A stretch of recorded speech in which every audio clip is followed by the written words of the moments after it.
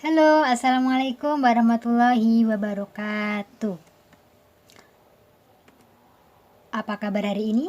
Semoga kalian yang sedang nonton video kali ini selalu dalam keadaan sehat dan selalu dalam lindungan Allah Subhanahu wa Ta'ala. Amin, amin ya Rabbal 'Alamin. Oke, kita bertemu lagi dengan saya, Bu Yanti. Tapi pada kali ini kita nanti akan belajar tentang ekonomi. Nah, lebih tepatnya kita nanti akan belajar masalah pokok ekonomi. Nah, penasaran dengan pembahasannya seperti apa? Untuk itu, ikutilah video ini sampai habis.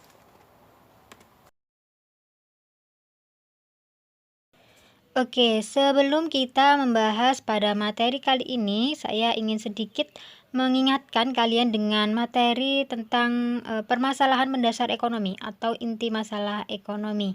Nah, tentunya kalian masih ingat bukan?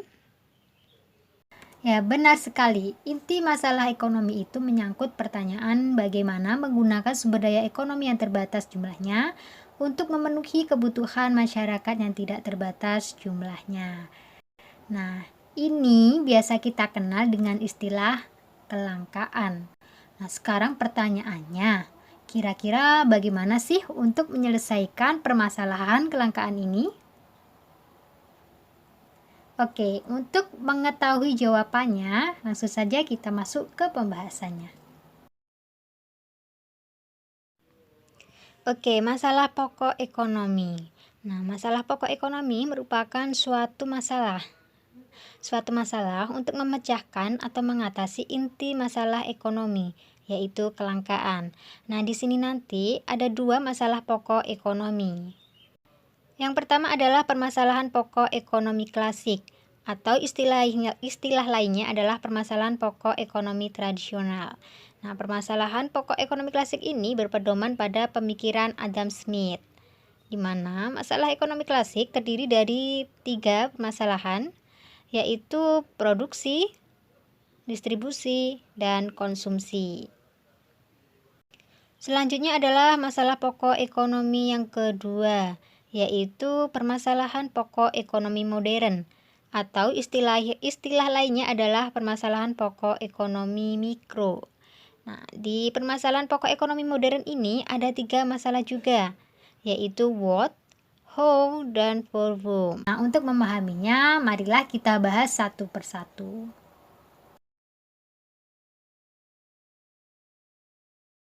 Oke, kita masuk pada pembahasan yang pertama, yaitu masalah ekonomi klasik atau masalah ekonomi tradisional. Perlu untuk kalian ketahui bahwa masalah ekonomi klasik ini merupakan masalah ekonomi yang dilihat dari sudut pandang yang paling sederhana.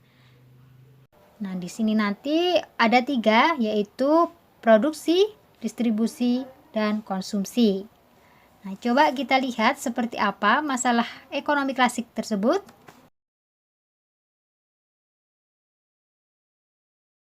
Yang pertama yaitu produksi. Nah, apakah itu produksi?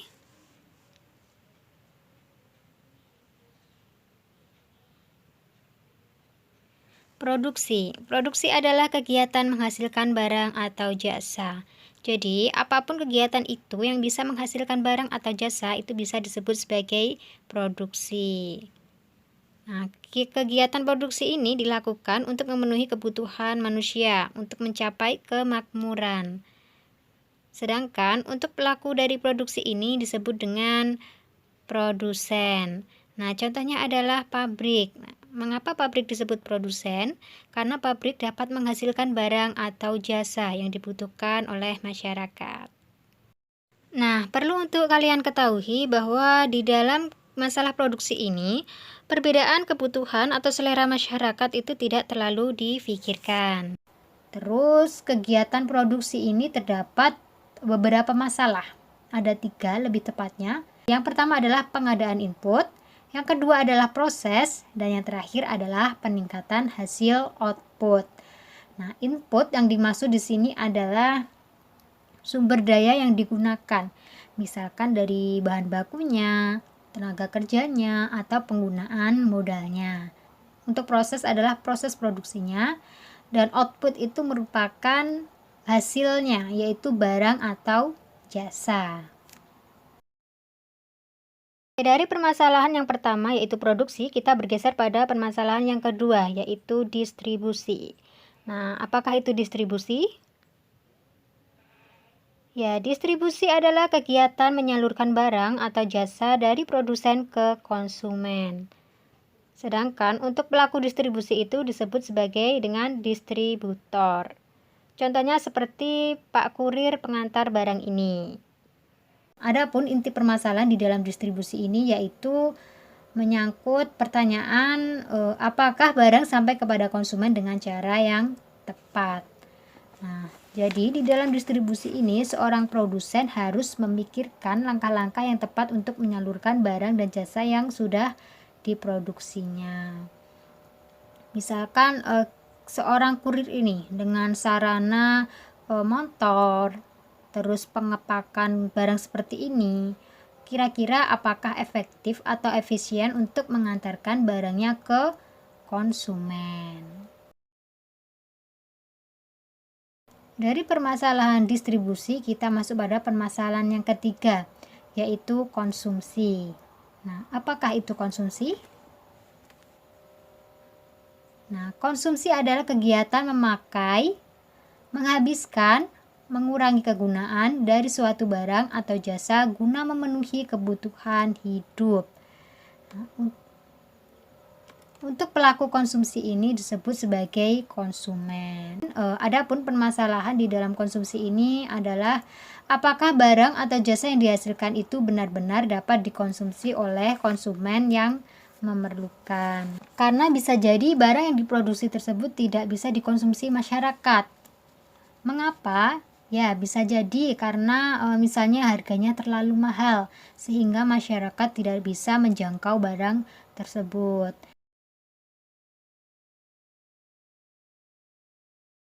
Nah, apabila kita gambarkan permasalahan ekonomi klasik itu seperti ini. Tadi yang pertama adalah produsen, di mana produsen tadi adalah kegiatan menghasilkan barang atau jasa. Nah, barang atau jasa yang dihasilkan tersebut didistribusikan oleh distributor kepada konsumen supaya bisa digunakan oleh konsumen. Nah, seperti itulah pembahasan masalah ekonomi klasik. Selanjutnya kita masuk pada pembahasan yang kedua, yaitu masalah ekonomi modern atau bisa kita kenal sebagai masalah ekonomi mikro. Nah, tadi ada 3 yaitu what, how, dan for whom. Nah, coba kita lihat satu persatu. Masalah ekonomi modern yang pertama yaitu what. What, apakah what? What adalah barang atau jasa apa yang akan diproduksi. What ini menyangkut jenis barang dan jumlah barang yang akan diproduksi. Perlu untuk kalian ketahui, pertanyaan ini berkaitan dengan pengalokasian sumber daya yang terbatas dengan berbagai alternatif penggunaannya. Artinya, seorang produsen itu tentu tidak bisa memproduksi semua jenis barang. Jadi produsen harus menentukan barang apa yang akan diproduksi. Kira-kira produsen itu apakah memproduksi makanan, atau mungkin pakaian, atau mungkin alat-alat transportasi, atau mungkin sepatu, dan lain-lain. Jadi harus dipilih salah satu. Nah, setelah seorang produsen bisa menentukan barang apa yang akan diproduksi, maka selanjutnya mereka juga harus memikirkan atau menentukan jumlah barang yang akan diproduksi, sehingga mereka bisa menentukan sumber daya yang akan dialokasikan. Nah, untuk menentukan barang apa yang diproduksi dan berapa jumlah barang yang diproduksi, tentu saja hal ini berhubungan dengan keinginan dan kebutuhan masyarakat. Nah, untuk mengetahui hal ini perlu dilakukan adanya survei pasar. Survei pasar ini bisa dilakukan dengan cara yang pertama misalkan melihat data-data ekonomi. Misalnya seperti data jumlah penduduk, terus keadaan ekonomi, harga-harga barang, terus inflasi, data-data bisnis, atau data-data lainnya. Selanjutnya bisa dilakukan dengan melihat tren masyarakat. Nah, jadi melakukan pengamatan kira-kira pada akhir-akhir ini kira-kira masyarakat membutuhkan barang jenis apa, terus modelnya seperti apa, warnanya seperti apa. Nah, itu perlu adanya pengamatan. Jadi melihat tren masyarakat. Yang terakhir bisa dilakukan dengan melakukan uji coba. Jadi sebelum produk itu diterjunkan atau dijual, itu perlu adanya uji coba. Misalkan terlebih dahulu melakukan testing kepada konsumen-konsumen. Atau biasanya bisa juga mengadakan promo-promo kecil, atau mungkin sebelum produk itu dijual ke lingkup yang lebih luas, itu bisa juga dijual di lingkup-lingkup terkecil dahulu. Nah, dari situ akhirnya mengetahui kira-kira produk yang dihasilkan ini diminati masyarakat atau tidak. Nah, seperti itulah untuk permasalahan yang pertama. Selanjutnya kita masuk pada permasalahan yang kedua, yaitu how. How adalah bagaimana cara memproduksinya. Jadi setelah seorang produsen mengetahui berapa jumlah barang yang akan diproduksi, barang apa saja yang akan diproduksi, nah ternyata produsen juga harus mengetahui cara memproduksinya.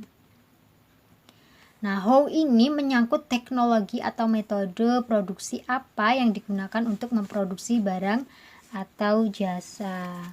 Nah, perlu untuk kalian ketahui bahwa di dalam metode produksi ini sebenarnya tergantung pada kemajuan teknologi yang ada di negara yang bersangkutan.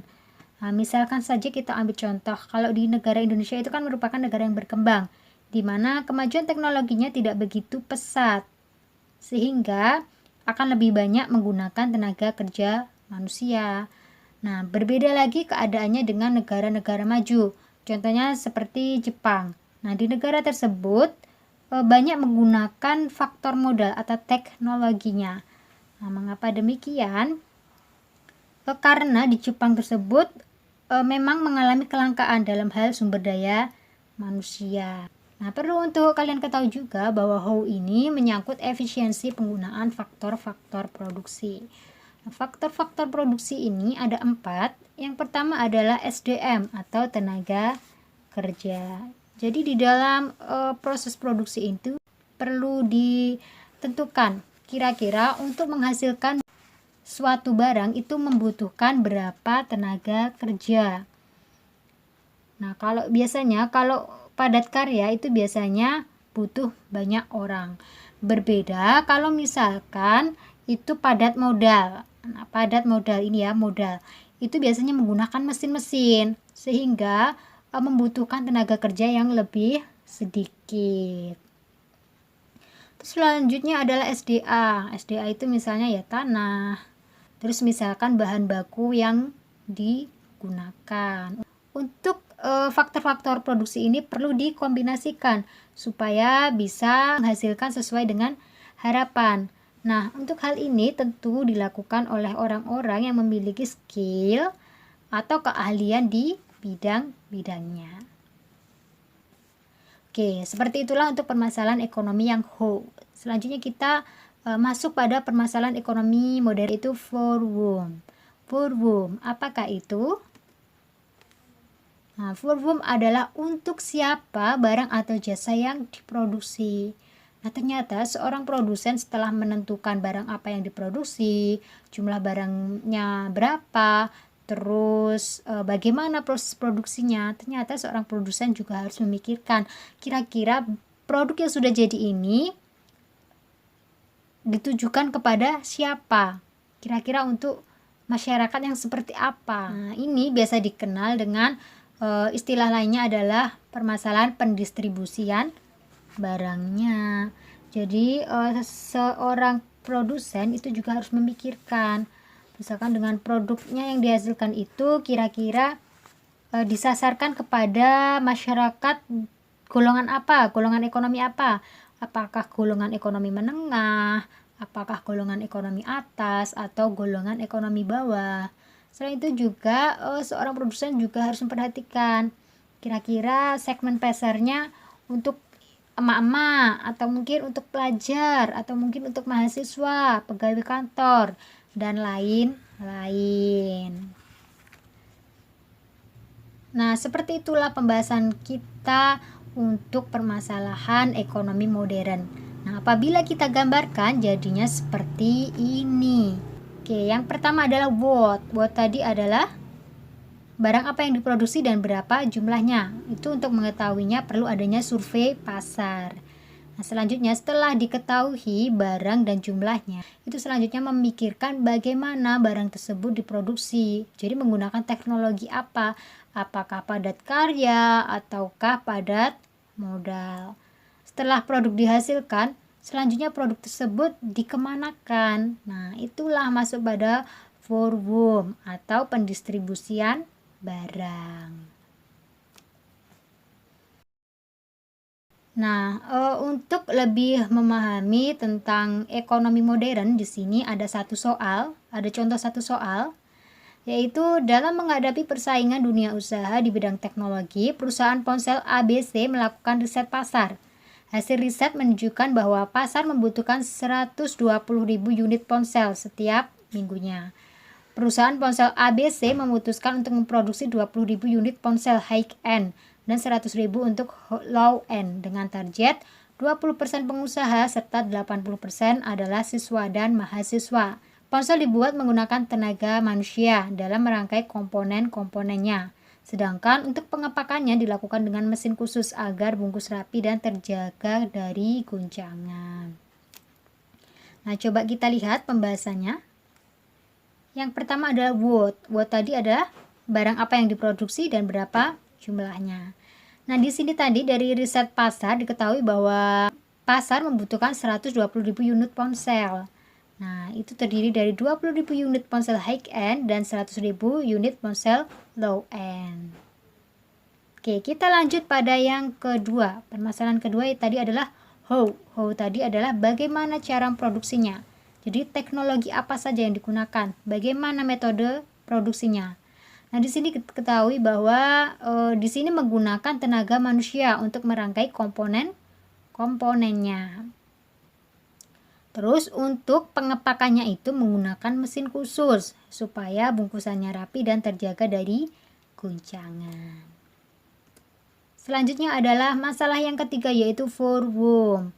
Forward tadi apa? Nah, forward tadi adalah untuk siapa barang tersebut diproduksi atau pendistribusian barangnya untuk siapa. Di sini diketahui bahwa sasarannya adalah 20% pengusaha dan 80% untuk siswa atau mahasiswa. Nah, seperti itulah pembahasan kita pada video kali ini. Nah, sekarang kalian jadi tahu bagaimana cara mengatasi permasalahan kelangkaan. Ya, tadi ada dua, yaitu masalah pokok klasik dan masalah ekonomi modern. Nah, sekarang ada pun perbedaan antara masalah ekonomi klasik dan masalah ekonomi modern. Nah, bisa dilihat seperti ini.